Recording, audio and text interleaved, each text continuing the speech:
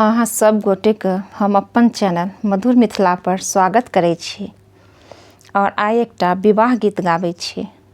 अगर गीत नीक लागत तो चैनल के सब्सक्राइब कर देबै, लाइक कर देबै और कमेंट करब।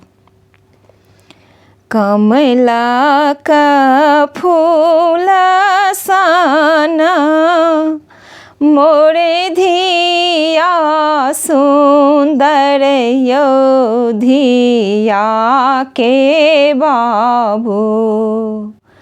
कमला का फूल सन मोरे धिया सुंदर योधिया के बाबू। बड़े अनलो धिया के खाबास योधिया के बाबू। बड़े अनलो धिया के खाबास योधिया के बाबू। कमला का फूल सन मोरे धिया सुंदर योधिया के बाबू। बड़े लाग धिया के खाबास योधिया के बाबू। बड़े ताक बेरा आहा धिया मुँह नहीं देखलो योधिया के बाबू। बड़े ताक बेरा धिया मुँह नहीं देखलो योधिया के बाबू।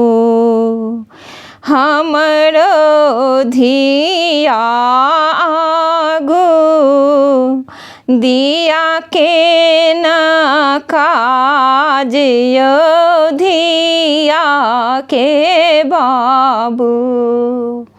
हमरो धिया आगू दिया के न काज योधिया के बाबू।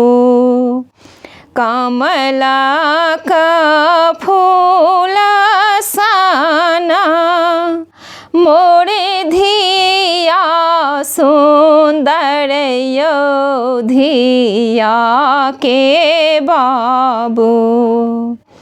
आनी दिया जहरे माहू खाए मरब हम हथिले अपन प्राण योधिया के बाबू।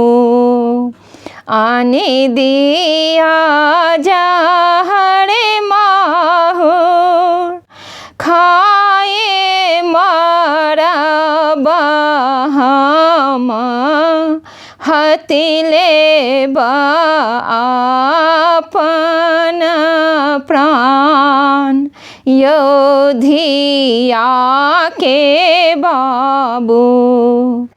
कमला का फूल सन मोरे धिया सुंदर योधिया के बाबू।